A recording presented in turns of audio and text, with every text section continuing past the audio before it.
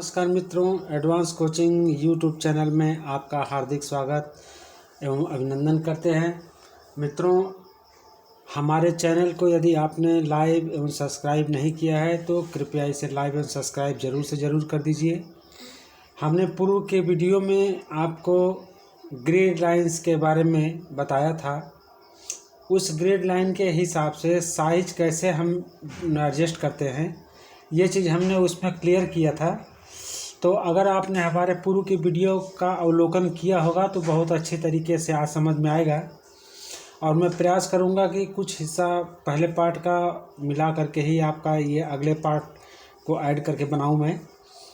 तो इसमें मित्रों मैंने ग्रिड लाइन से संबंधित चीज़ों को आपके सामने हमने इसको बनाया था।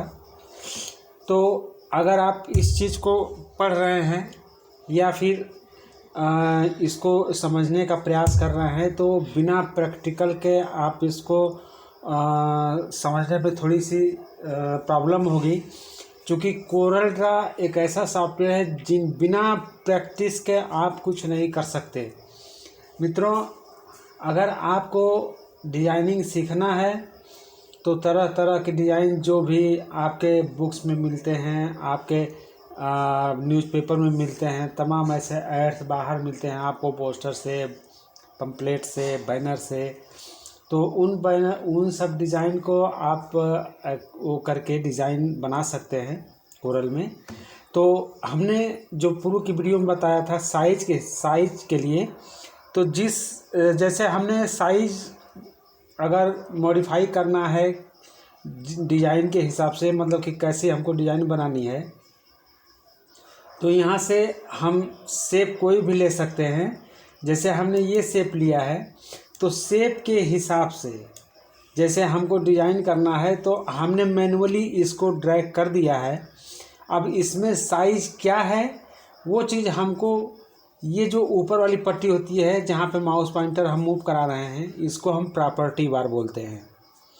इस प्रॉपर्टी बार में जिस तरह का शेप या जिस तरह का टूल हम यूज करेंगे उससे संबंधित चीज़ें प्रॉपर्टी बार में शो कर देता है। आप उस चीज़ को जो भी करना होगा उसके हिसाब से ही आप कर सकते हैं उसमें। तो इस समय जैसे हम मूव टूल के बारे में बता दे रहे हैं, क्योंकि मूव टूल सबसे ज़्यादा यूज़ होता है और ये सबसे पहला टूल ही है। तो अगर इसमें जितने भी टूल्स हैं, अगर टूल्स के बारे में जानना है तो माउस पॉइंटर अगर उस पर ले जाकर थोड़ा सा होल्ड करेंगे तो वो अपने आप नाम बता देता है कि कौन सा टूल है। मित्रों, इसमें कुछ टूल्स के शॉर्टकट की बने होंगे, कुछ टूल्स को करने के लिए आपको वहाँ पे क्लिक करके ही करना पड़ेगा। और यहाँ पे एक एक टूल में जैसे 3, 4, 5 टूल्स भी मिलते हैं। तो ये जो फ्लाई आउट है, जो छोटा सा पॉइंटर बना है, अगर इस पर क्लिक करेंगे तो उससे संबंधित चीज़ें खुल जाएंगी। मतलब उस टूल्स के अंदर इतने टूल्स हम यूज कर सकते हैं। तो यहाँ पे हम आज आपको पिक टूल के बारे में थोड़ा सा बता दे रहे हैं। पिक टूल किसी भी शेप को या किसी भी इमेज को या किसी भी टेक्स्ट को या किसी भी तरह के डिज़ाइन को आप सेलेक्ट करने का काम करते हैं, मूव कराने का काम कर सकते हैं, रोटेट कराने का काम कर सकते हैं, साइज़ इंक्रीज एंड डिक्रीज का काम कर सकते हैं। तो साइज़ इंक्रीज डिक्रीज का मतलब, जैसे ये जो पॉइंट्स बने हैं इसको हम नोड बोलते हैं। इस नोड को टॉप, बटन, लेफ़्ट, राइट, अगर जहाँ जैसे भी खींचना हो, ऊपर नीचे, लेफ़्ट, राइट, उस चीज़ को आप क्लिक करके खींच सकते हैं। ये जो छोटा सा पॉइंटर बना है बीचों बीच में, इस शेप का ये सेंटर पॉइंट दिखाता है। आप चाहे जो भी मतलब शेप का साइज चेंज करिए, जो भी करिए, तो उसका सेंटर हमेशा आपको उस साथ रहेगा। आप इसको कहीं भी ले जा सकते हैं।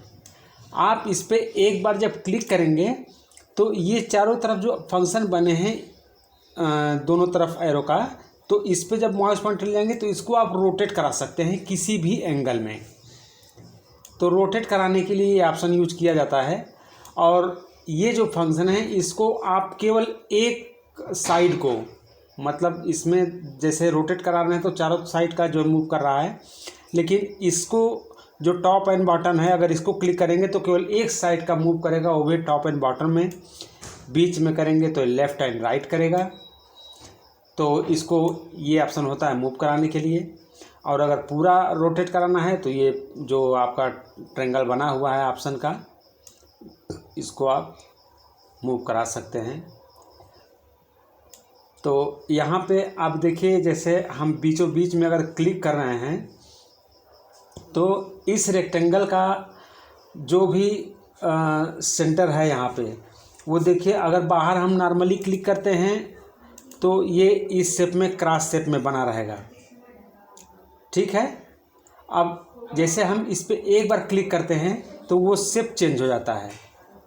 अब इसमें हम इस सेंटर को हम उठा करके कहीं भी रख सकते हैं। जैसे इस सेंटर को उठा के हमने यहाँ पे क्लिक कर लिया, ठीक है।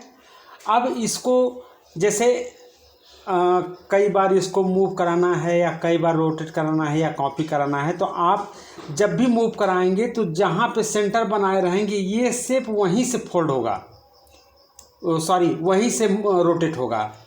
अगर इस सेंटर को उठा करके नोट को अगर यहाँ पे कर देंगे तो इस पॉइंटर को सेंटर मानते हुए उसके हिसाब से फिर ये पूरा अपने आप अपनी जगह से मूव करेगा। अब जैसे इसी शेप को हमने यहाँ पे क्लिक करके एक बार क्लिक किया और इसको क्लिक करके हमने एक तरफ कॉर्नर पे कर दिया, और आप इसको जैसे हमने एक बार क्लिक किया और कंट्रोल डी किया। कंट्रोल डी का मतलब होता है डुप्लीकेट करना, किसी भी शेप का डुप्लीकेट करना। कॉपी और पेस्ट, कॉपी पेस्ट का ही फंक्शन ये भी करता है, लेकिन जैसे हमने कंट्रोल डी किया है तो कंट्रोल डी करने में क्या होता है कि आप पहले शेप से दूसरे शेप का जितना डिफरेंस देंगे, जब कंट्रोल डी नेक्स्ट करेंगे तो अगले शेप में उतना ही डिफरेंस आपका शो करेगा। जैसे हम एक बार कंट्रोल डी किए, फिर हम कंट्रोल डी करते रहेंगे, कंट्रोल डी करते रहेंगे, तो ये एक अलग शेप तैयार हो जाएगा, ठीक है। तो ये थोड़ा इंटरेस्टिंग डिज़ाइनिंग आ जाती है। आपको जैसे भी डिज़ाइन करना है तो किस तरह का, मतलब किसी भी तरह का शेप लेकर के आप डिज़ाइनिंग कर सकते हैं। तो हमने ये नहीं सोचा था कि जैसे हमको ये एकदम सेम टू सेम यही डिज़ाइन बनाना है, तो डिज़ाइन बनाने का कोई भी वो चीज़ हो सकता है। उसके लिए आप इसको ध्यान से पढ़िएगा तो बहुत अच्छे तरीके से समझ में आ जाएगा। तो किसी भी शेप को आप डुप्लीकेट बना सकते हैं। अगर आप कॉपी पेस्ट करेंगे तो कॉपी पेस्ट वो उसी जगह पेस्ट होता चला जाएगा, लेकिन एक्चुअली जितना डायरेक्शन पहले से दूसरे में दिए रहेंगे वो उतने डायरेक्शन पे नहीं जाएगा, केवल कंट्रोल डी से जाएगा।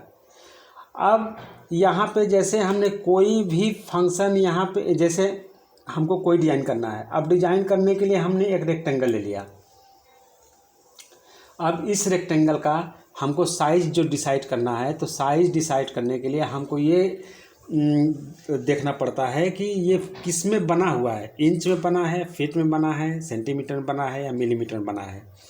तो जब तक ये सेलेक्ट रहेगा आपको इंच, सेंटीमीटर, मिलीमीटर का जो लिस्ट है वो नहीं दिखेगा, जब तक आप पिक टूल पे क्लिक करके बाहर नहीं क्लिक कर देते।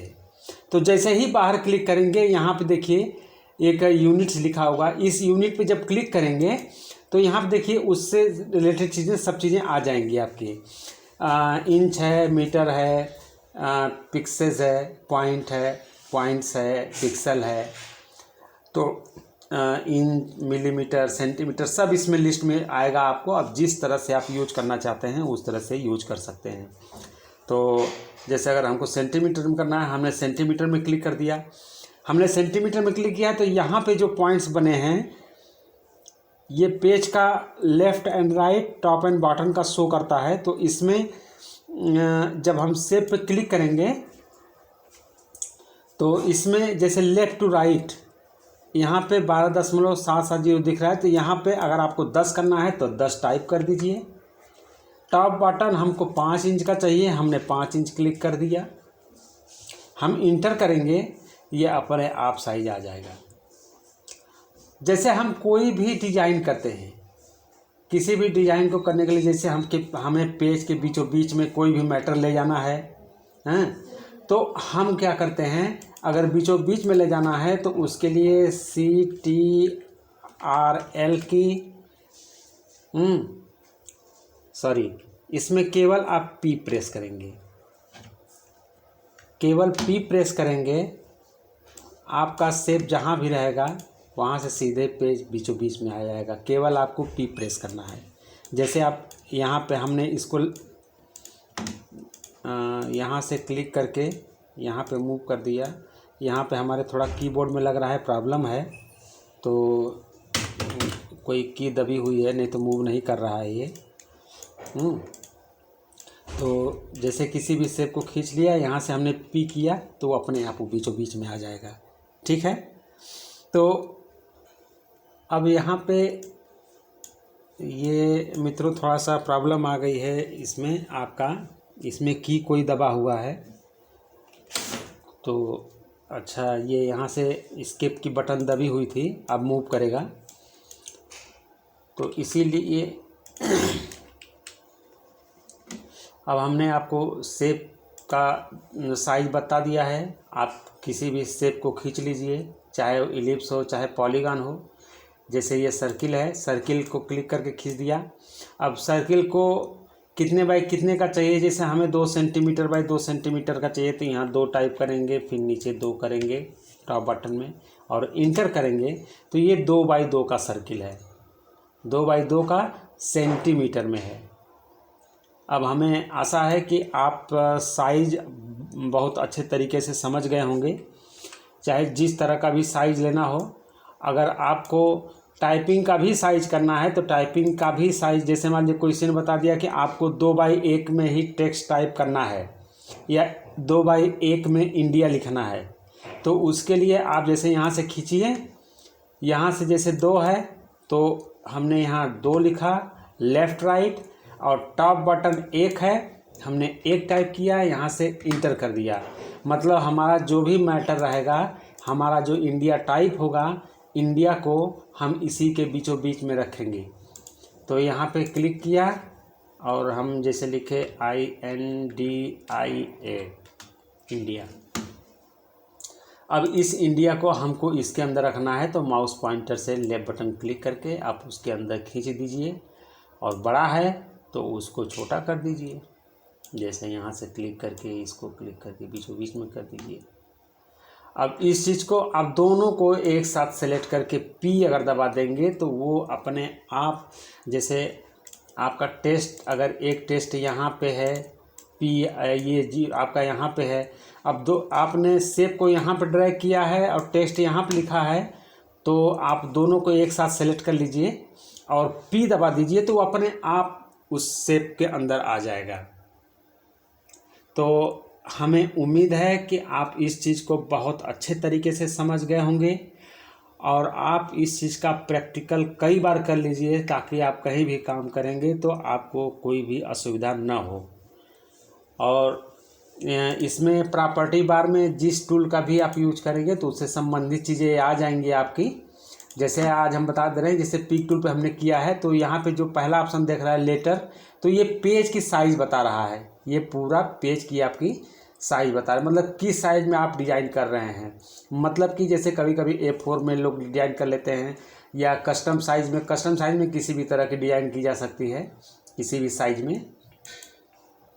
तो यहाँ पे जैसे लेटर है, इसी पे क्लिक करेंगे तो लेटर मिलेगा, लेगल मिलेगा, टोगल मिलेगा आपका, A4 A3 जो भी करेंगे। हम A4 पे क्लिक कर दिया, ये साइज़ आपकी A4 की साइज़ हो गई है।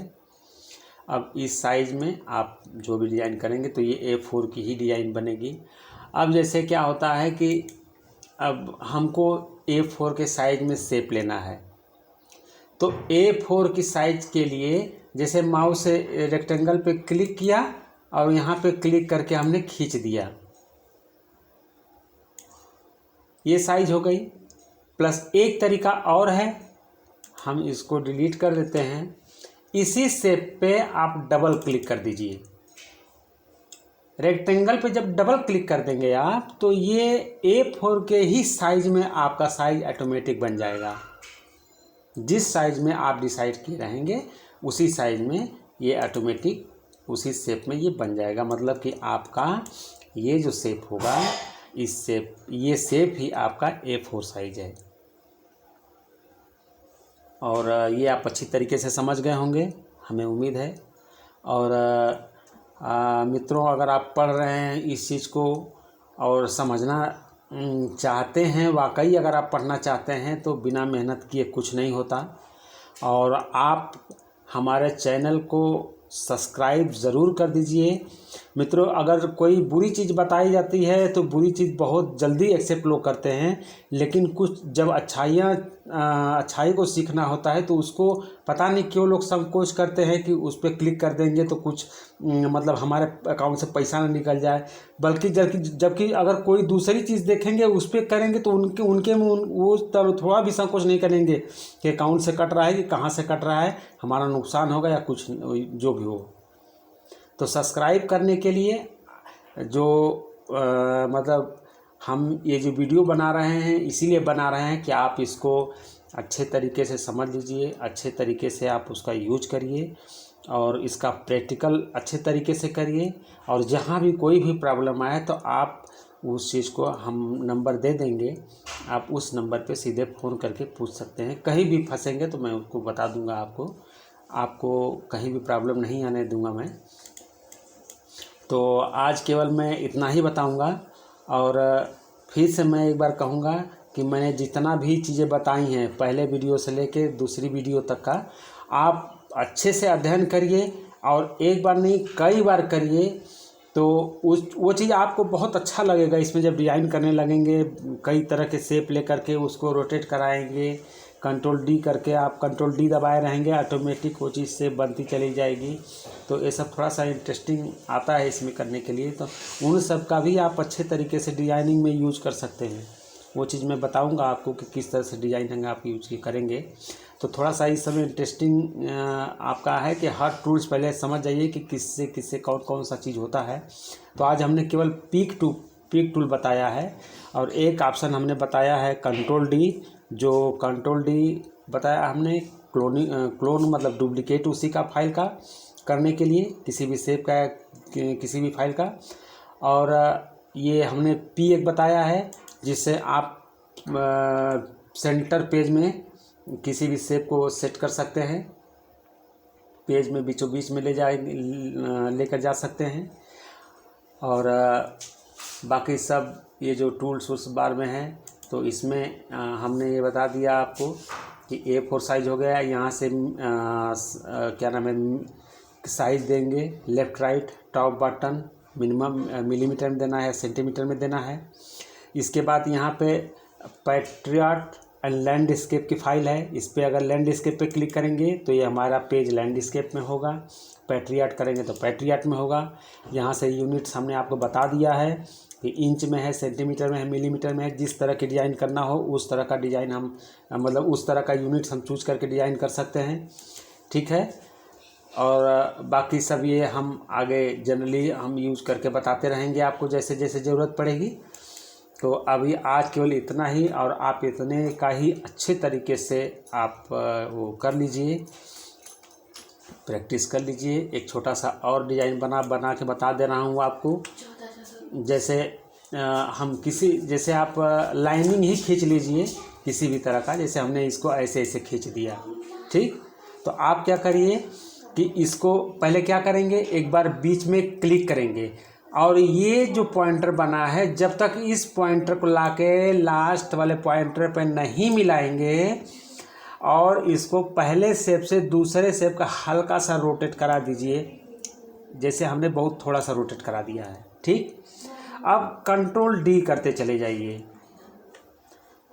सारी हमने कंट्रोल डी नहीं किया था, तो अब जैसे हम इस पर क्लिक किया, अब हम कंट्रोल डी करते हैं, कंट्रोल डी करते हैं। अब कंट्रोल डी करने के लिए जैसे हम इसको क्लिक करके खींच लिया, उसी के बराबर कर दिया और एक बार हम इस पर क्लिक किए, यहाँ पे पॉइंटर आ गया और हल्का सा हमने थोड़ा सा इसको ऊपर कर दिया और कंट्रोल डी करते चले गए। तो जब कंट्रोल डी करते चले जाएंगे तो ये अपने आप डिज़ाइन जो है बनता चला जाएगा, ठीक है। तो उसके लिए कोई आपको ये नहीं डिसाइड करना पड़ेगा कि हाँ हमको यही चीज़ करना है, ये कैसे बन गया, हमको एग्जैक्ट उतना ही खींचना है। आप किसी भी तरह से शेप खींच लीजिए, अपने आप डिज़ाइन बन जाएगी, ठीक है। तो आप इसका अच्छे तरीके से अध्ययन कर लीजिए और अच्छे तरीके से इसका उपयोग कर लीजिए। यही चीज़ बार बार आपको हर जगह यूज़ होंगे। आप हमारे चैनल को लाइक, सब्सक्राइब और बेल नोटिफिकेशन ज़रूर दबा दीजिए कि ताकि हमारा जब वीडियो आप पढ़े तो आपको सीधे सीधे मिल जाए। और आप सब्सक्राइब तो ज़रूर कर दीजिए, क्योंकि इतनी बार बोलने पे आदमी एक बार तो सोचता है कि चलो भाई सब्सक्राइब कर ही देते हैं। तो आज यहीं तक मैं वीडियो बंद करता हूँ। बहुत बहुत धन्यवाद। नमस्कार। Thank you.